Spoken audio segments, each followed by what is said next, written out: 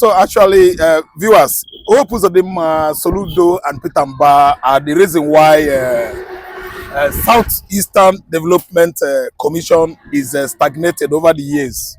We are not moving backward. We are not moving forward, as in in terms of federal project or presence in the Southeastern Nigeria.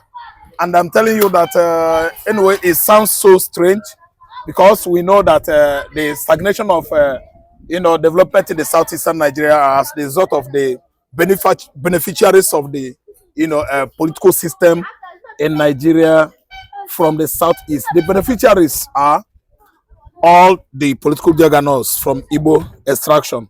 And actually, we've seen recently Hope Uzodinma, Charles Soludo, Mbah alliance.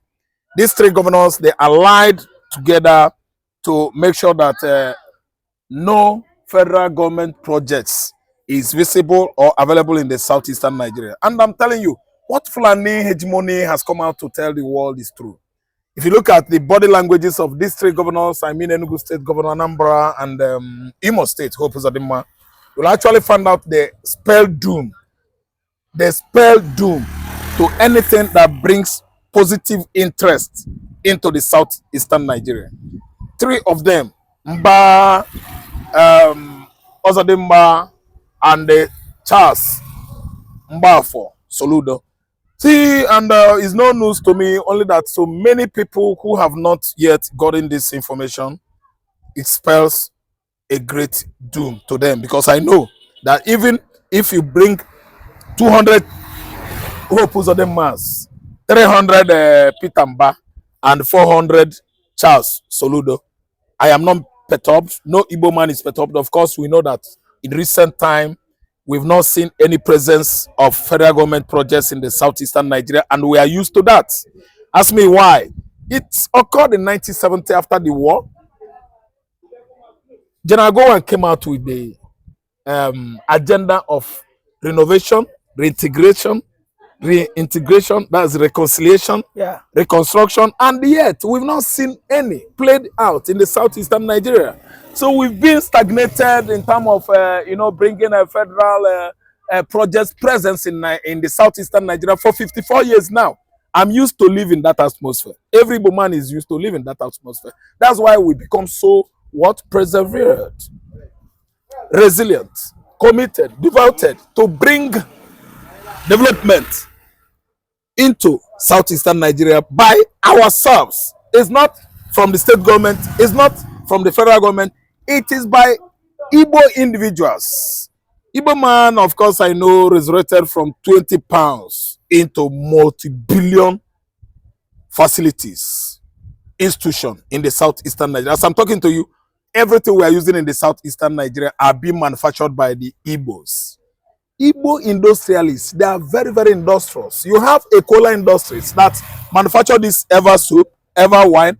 Totally every household wares, goods are being manufactured by a cola industry situated in Inec. A cola industry situated in Inec has now had their extension or affiliated or sister companies in Lagos State, most of the southwestern states, to boost production of their product, their goods. So that's why it is no news to us. If Fulani should go announce it, make an announcement with CNN. CNN is not enough. They can still go to Al Jazeera, Fox, BBC, and the other world media giants. It's no news to us. Fulani, their game is up. I think Hausa has begun to understand what Fulani has done to them. Then the Yorubas, they know actually that Fulani is the one that is constituting problem in Nigeria. It shouldn't be a news to the Southwest. Southwesterners actually know whom the Fulanis are. Their own antecedents and how do I put it? Inhuman acts or activities in Nigeria. They are the one that they are the one that brought about herdsmen terrorism across Nigeria, and you've seen how herdsmen attack in the Southwestern Nigeria has at least demised up to 4 Obas from January till date. The axis of Kwara State and Ekiti State, we've seen many Obas that were killed by herdsmen on the highways, killing their drivers, and even some of the occupants of their vehicles were demised as well by Fulani herdsmen. Then you see Baba Farasunte, is that the correct the name? Yeah, correct? Farasori. No, that Baba now whose daughter was going back to London, she was shot on the highway. That should be 2022. 21/22. Okay. Yes, it was Fulani herdsmen. Then Showore's brother was killed along this Benin Lagos Express. It is the same Fulani. They were following that boy because actually they know that his senior brother is Showore. They killed him. Haven't you heard in recent time that Showore lost his junior brother? It is the same Fulani. They were everywhere in the Ondo Forest, Oyo, Lagos, Ibadan Express, Benin, even stretched across Delta State.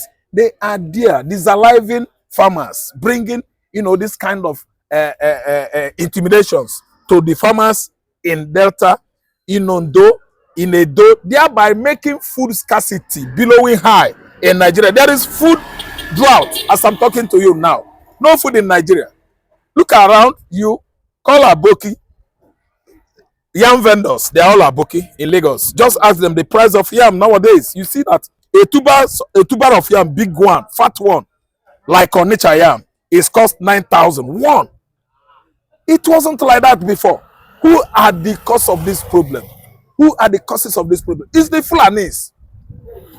Has federal government been able to identify the problem of Nigeria? None.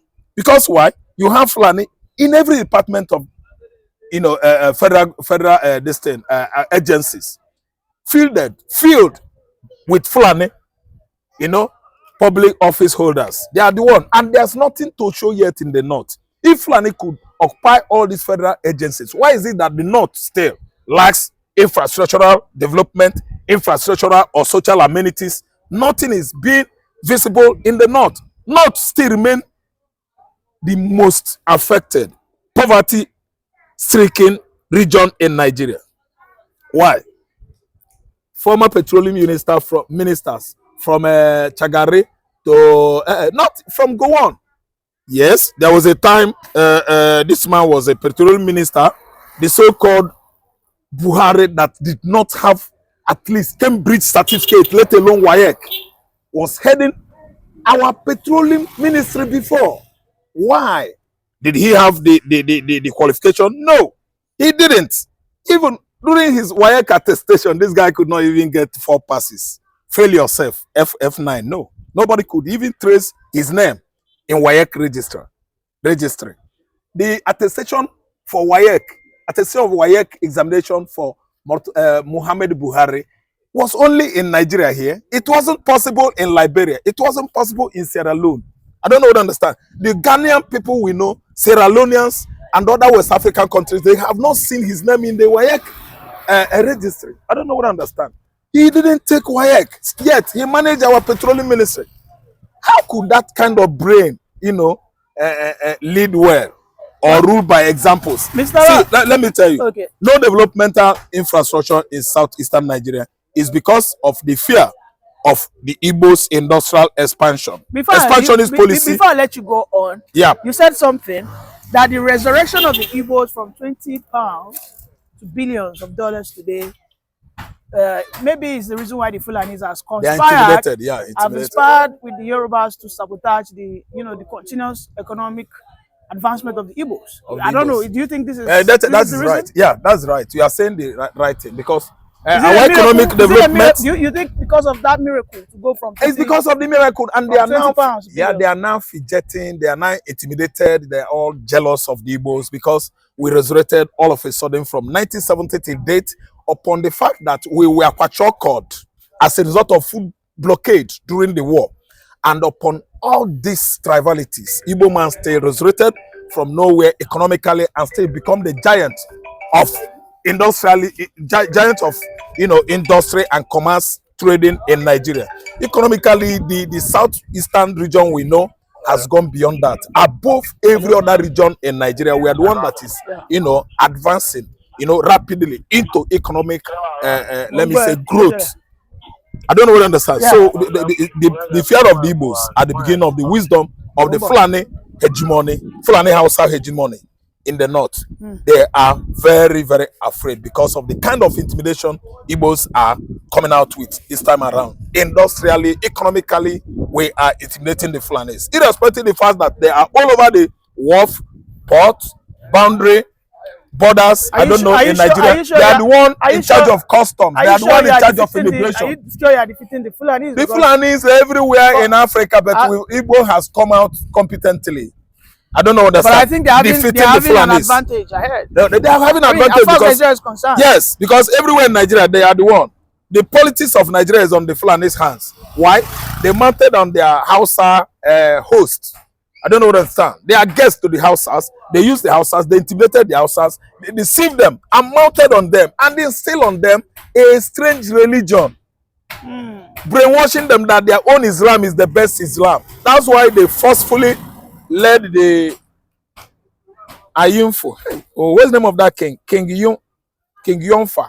Ayunfa king, or the man's name sound like that of Afonja or Bafonja. So Fulanis, led by Ottoman Danfodio, they went to the north, begin their Fulani conquest, and as they conquer those regions, they begin to instill, I don't know, understand, the emirates all over the regions of the north. So you mean this Fulanization agenda has been on for over 200 years? It has been for 200 and something years. It started from 1804, but even before 1804, 12, 13, 14, 15th century, 16, they were there. But the agenda, the conquest started 1804, led by Ottoman Danfodio. And he uses jihadism to bring down those Hausa locals, giving them those beautiful Fulani women.